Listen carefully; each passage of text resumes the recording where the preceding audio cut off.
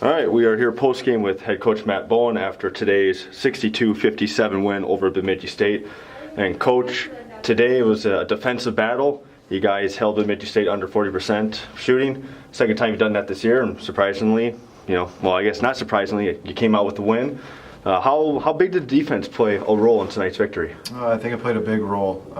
We did a good job with our two guards, limiting easy opportunities for them.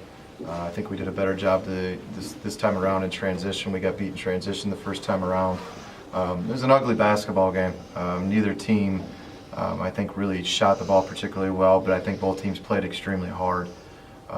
When you play in the NSIC, these back-to-back games, and you get to Saturday night, it's a grind. And I think it showed tonight with two pretty young teams trying really hard, but just not having maybe the experience to get over the hump. I was real happy with our guys that made some plays down the stretch. Obviously, Brandon and Luke had some two big shots to I think get what was either a 4 or 6 point lead back to even, and then we were able to pull away.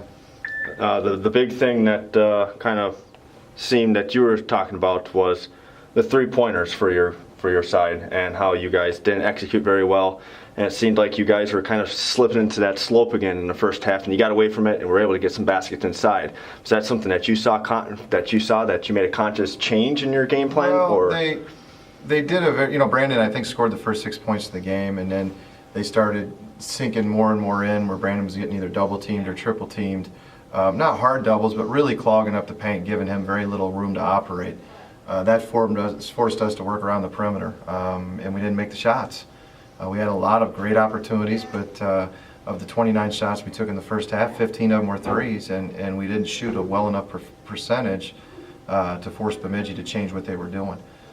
So we had to make some adjustments where maybe we post and repost, maybe get some more movement out of the perimeter to create some lanes for Brandon to move, and certainly for us to create some offense other than someone standing around watching Brandon. We were fortunate enough just to get enough. It wasn't very efficient at all. Thankfully, defensively, we did just enough to keep us in the game, to survive droughts, and we were fortunate to win. And as you said, with going along with the offense, trying to create different looks, the one guy who's been doing a spectacular job offensively for you guys, distributing the ball, is Trevor. Has now led your team in assists, had a season high again, tying his career high with 6 assists. He's led your team 8 times now.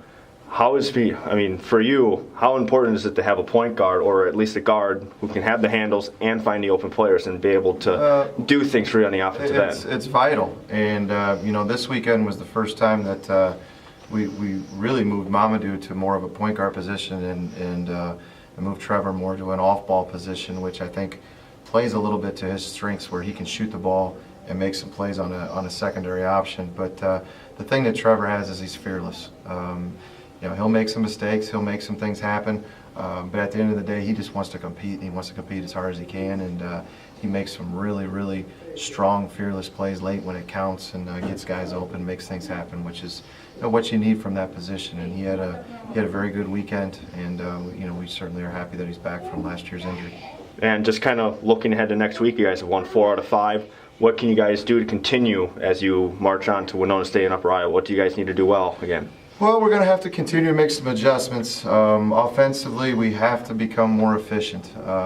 We do a lot of different things, but what's happening at this time of the year, and as I told the team, is the video doesn't lie. People know that Brandon's our leading scorer. They know Logan can shoot. They know we do some things, but you really have to be able to get into your second, third, or fourth option. You need to really run strong sets towards the end of the clock, and just not the first option is not going to work anymore as much as we maybe have had success with it in the recent times. So we're going to have to be a little bit stronger with going deeper into the clock and deeper into our options, and getting that stuff through, which we haven't really been forced to do very often.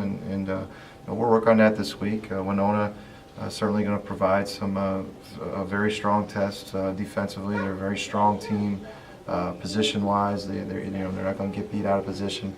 And then Upper Iowa typically plays a very high-scoring game that you're going to have to match their intensity and their scoring pace. So we have two different tests on the road. I'm sure our guys will be up to it. All right. Thank you, Coach, and congratulations once again. Thank you.